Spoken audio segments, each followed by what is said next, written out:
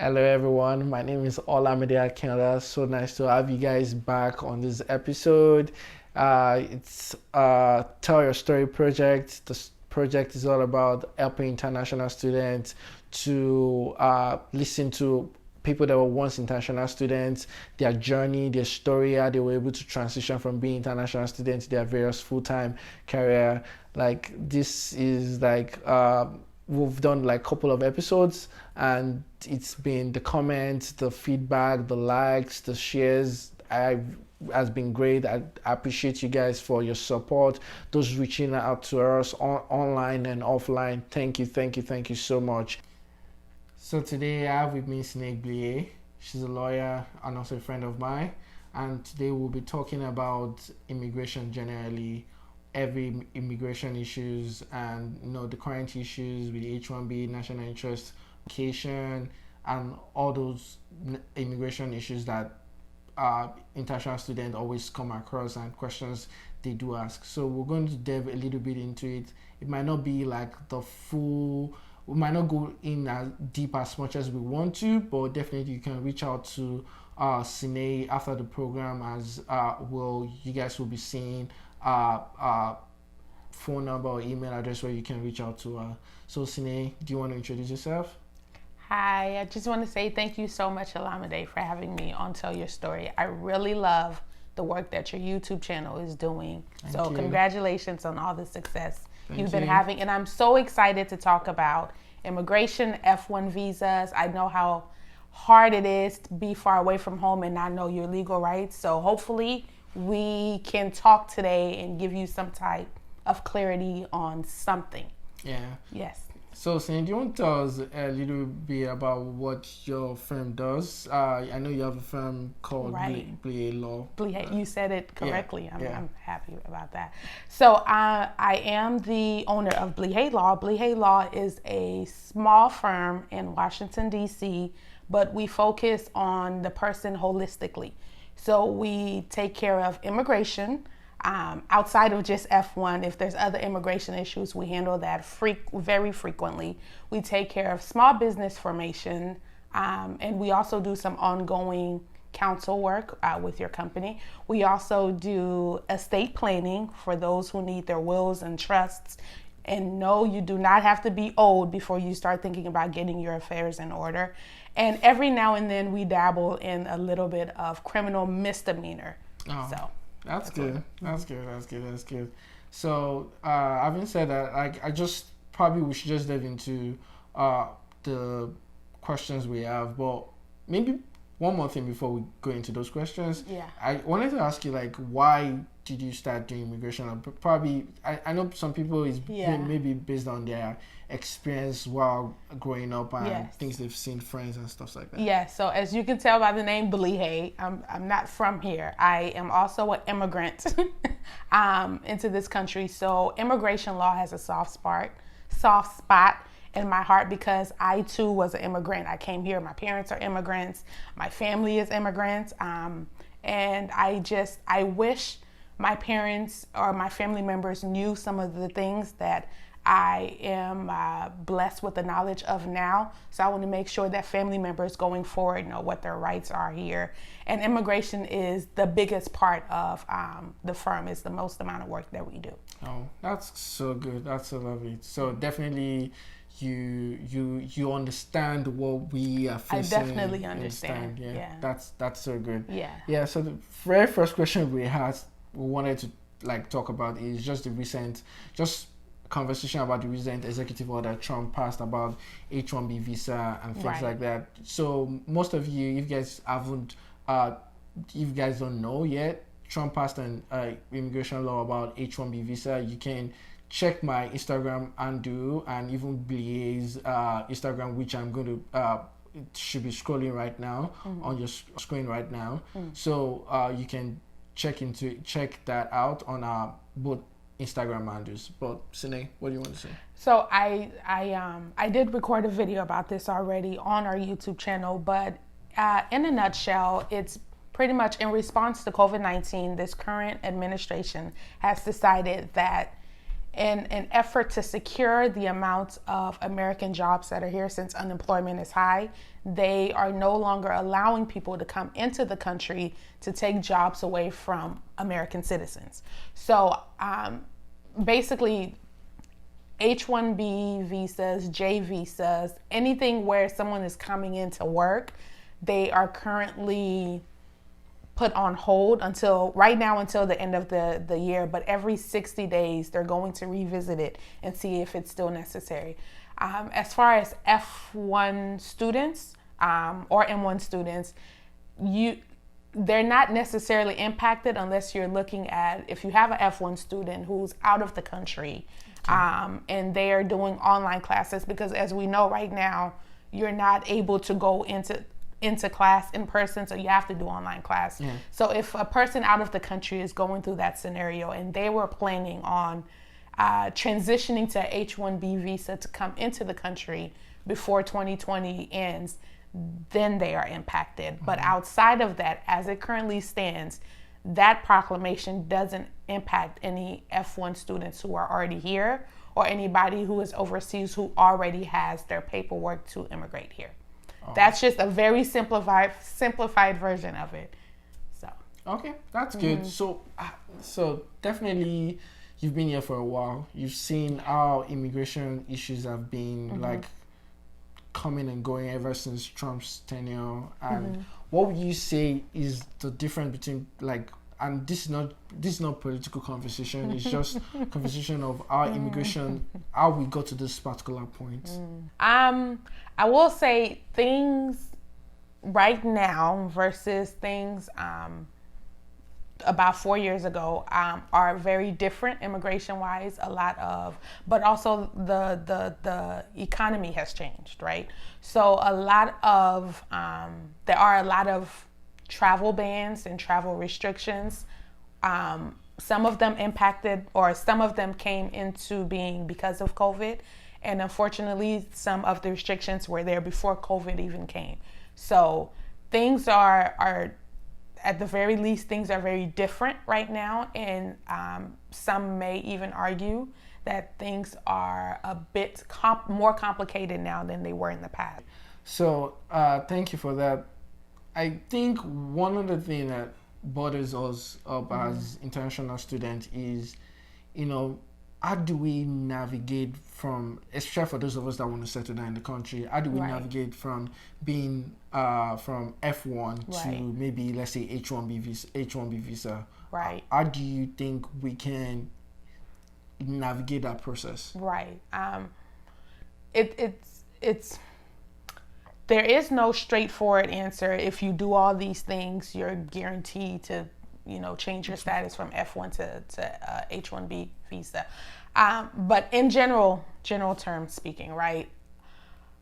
H1B visas, it's not as easy to get as other types of visas, right? Okay. And there's also a limit based on the country in which you're applying for.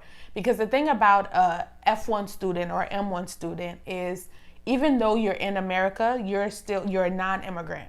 So America, even though you're here, they still see you as you're back in your country for immigration purposes, because your intention was to just come here for school and go back. Because even one of the requirements to get an F1 visa is you have to keep your residence abroad, right? Because your intention is to go back home.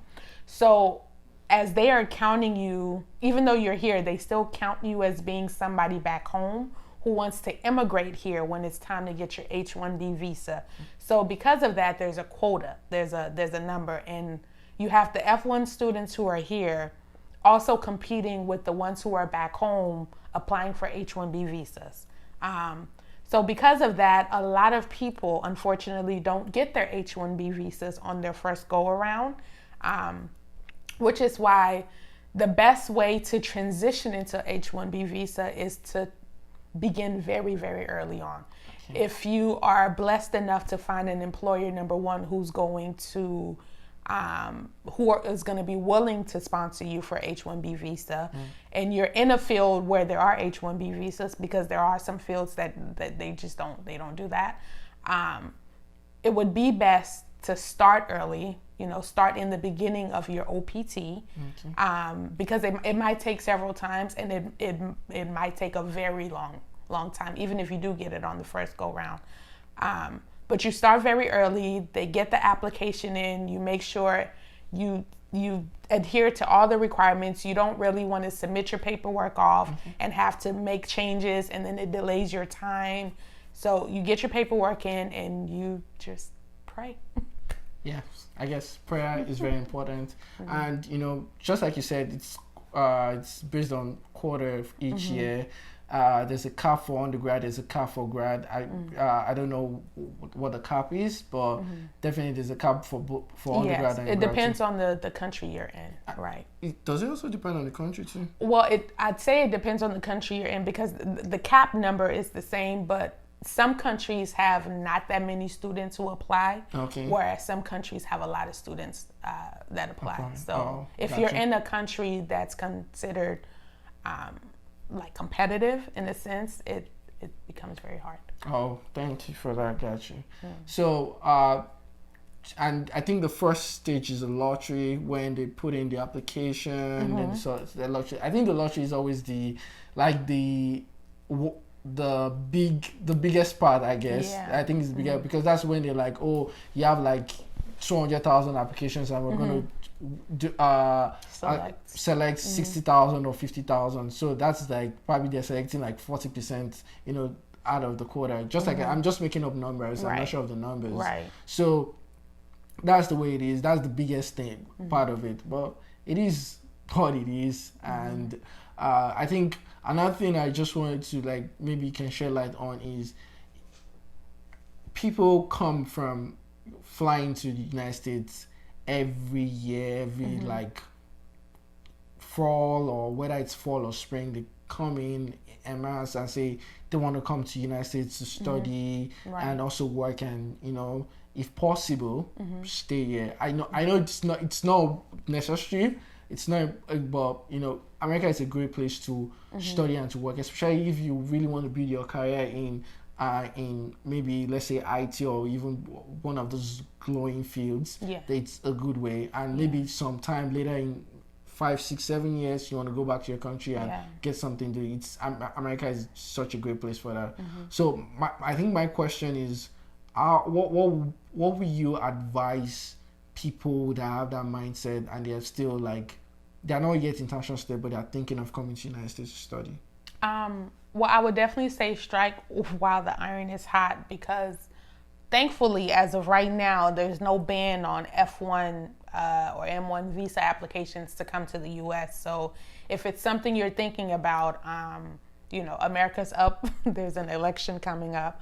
And if we have another 4 years of what we've been experiencing, it might be possible that, a ban might pop up and impact F1 students. So as it stands right now, that there's not a ban or any restriction, any detrimental restrictions to that application process, I suggest that you do it.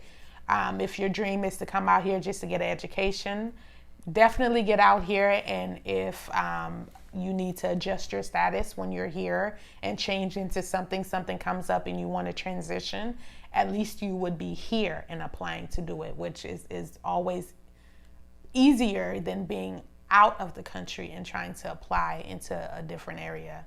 So I would recommend that they do it. Yeah.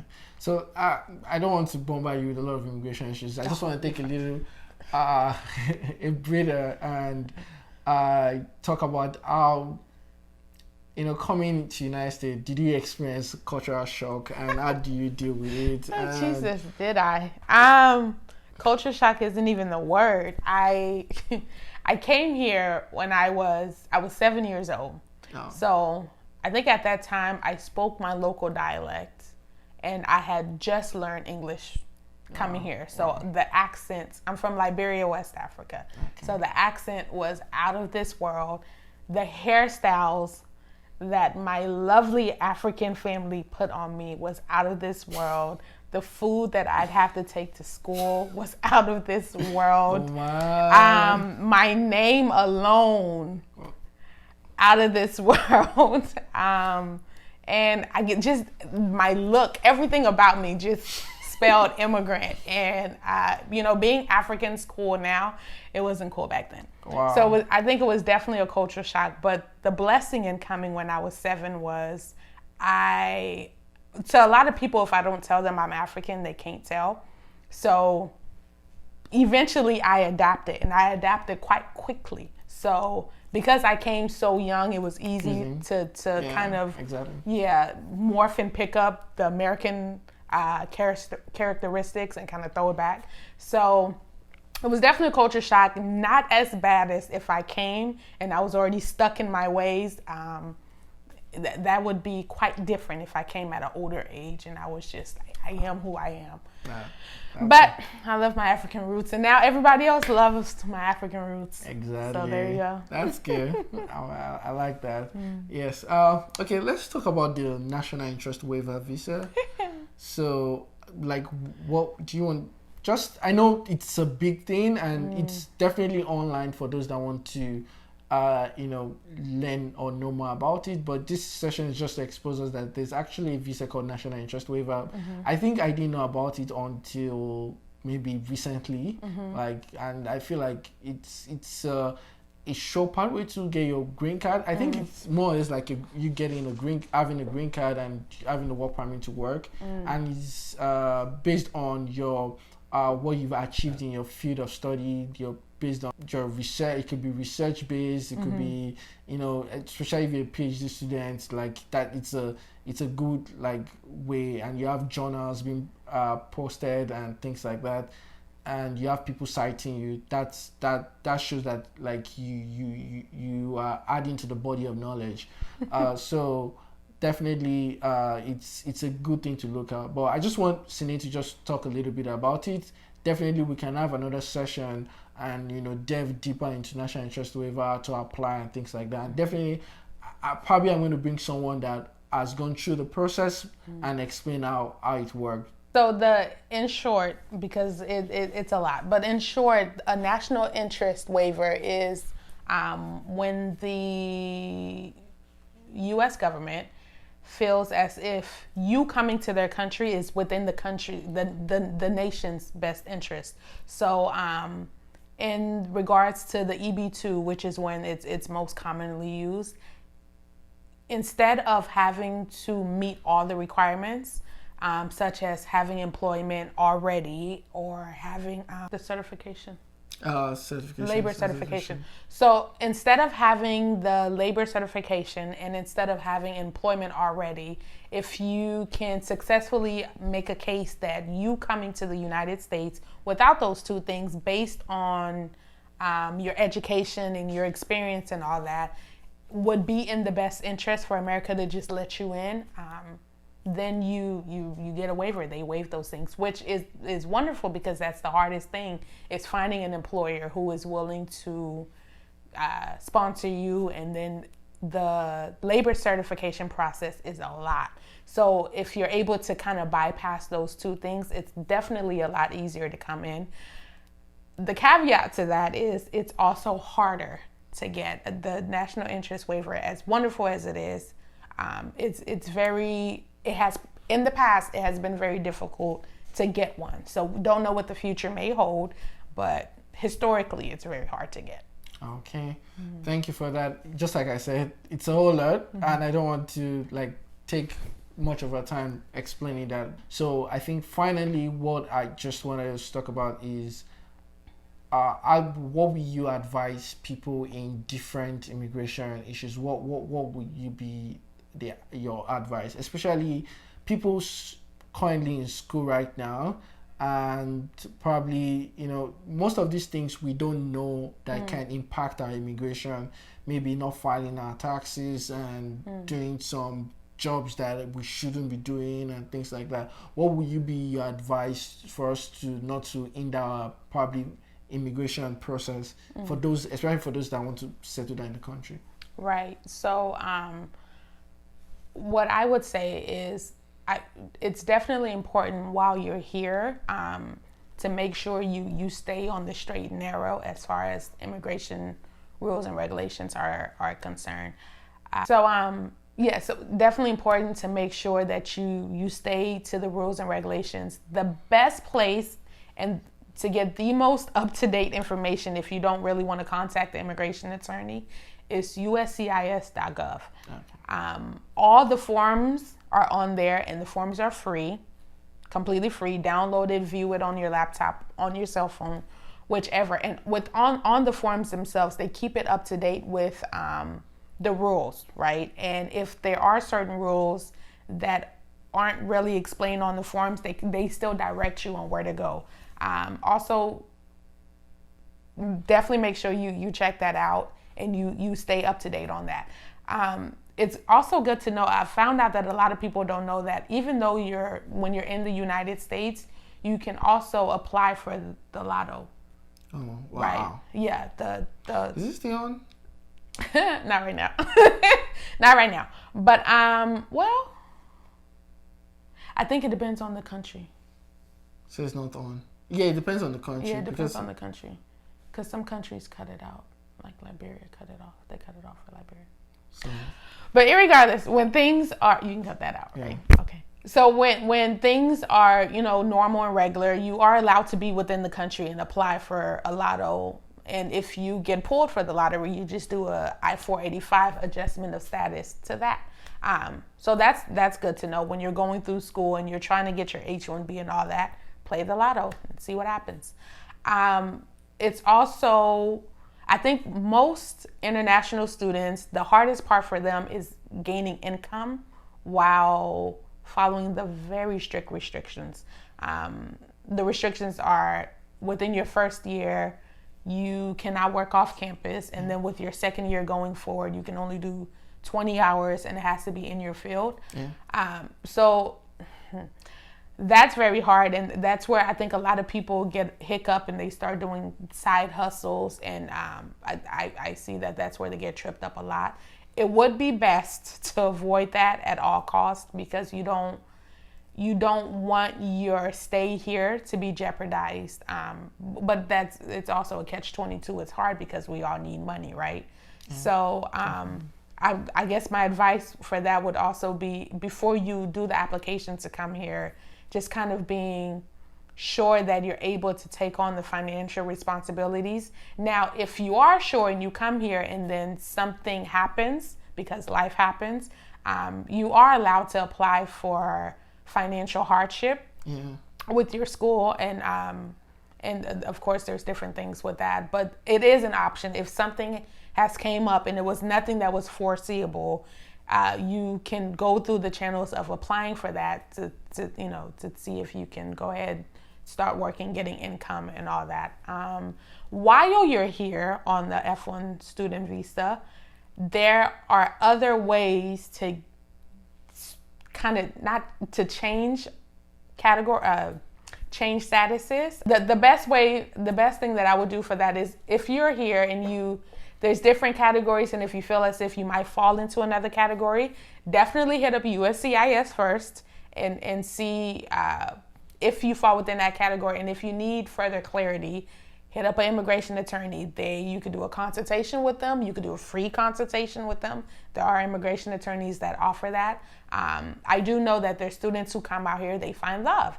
If you find love, you can stay in school, but kind of transition so you fall out of the rigid restrictions of being an F1 student. You can look at that path, or there's just so many other things, and we would literally be here forever going down the different paths. But there are options out there. Even though it's hard to get money as an F1 student here, you still have options. You just kind of, depending on your case, we just need to figure out where to look.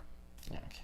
Yes, I think just piggybacking on the last what you talked about finding financial options while in school, I definitely know that there are ways you can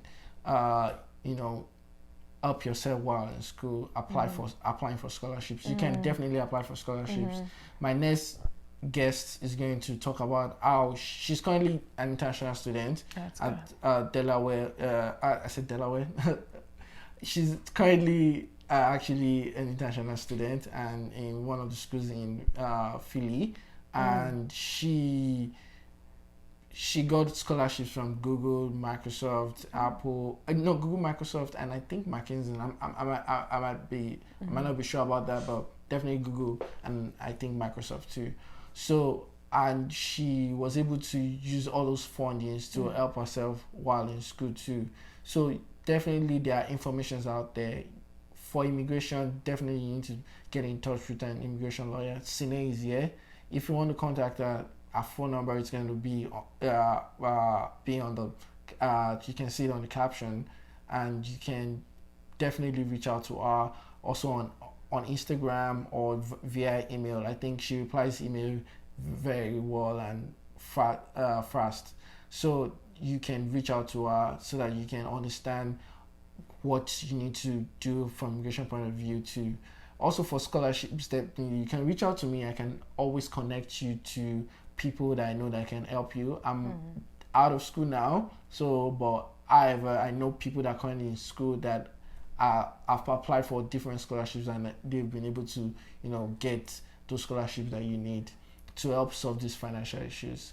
So there are a lot of, just like Sianei said, there are a lot of options there. We just need to not give up, have hope, encourage yourself every day, and definitely pray. Prayer is always the best thing for me. Like the first, the second, the third, and even the last. Like prayer is all and all, but you also have to work hard. So work hard as if everything depends on the work you put in, and pray hard as if everything depends on your prayers. So those two things, doing that, you will be able to really achieve success. And even if you are not able to get probably you want to stay back in the country and you are not able to stay back, I believe there's a purpose, there's a plan, and there's definitely a reason why that happened. Go back to your country or apply to, I know students are applying to Canada now or other countries that immigrations are not issues are not as don't let me just say strict as US. But and that doesn't mean that there are loopholes. There are no loopholes. It's just it's much better, and compared to United States, apply to those places or go back home and build your country too. Definitely, even for those of us that are in, I think personally for me, I want to build my country too. I want to go back to my country, at least even if not for stay in my country. I also want to give back to my country as much as I can. So if there are options for, if you go to your country and you open up a business or you open up an establishment or you're doing well there's categories where you can at a later date use your company that you have over there to transition yourself over here and do that's both. true. That's entrepreneurship visa. I think it's called entrepreneurship visa. Yeah, you're right. And I know two people that have done that and they're doing fine. Doing very, very fine where they are right now. So I'm definitely glad that we're able to do this episode. And thank you, Sianei, for coming to this coming to the show and my pleasure, giving us your advice, guys. This is another wonderful episode. I hope you guys really had a lot of information taken from this show, from this particular episode. I hope that you guys can make the best use of it. Once again, it's Tell Your Story. Please don't forget to like, comment, share this video on our YouTube channel. And subscribe, yes. YouTube channel, just Google Tell Your Story TV and just click the link subscribe. Also, you can like us on Instagram at tellyourstory.tv, on Twitter Tell Your Story TV, and on Facebook too, Tell Your Story TV. I really appreciate you guys' feedback. Thank you once again. Bye. Bye.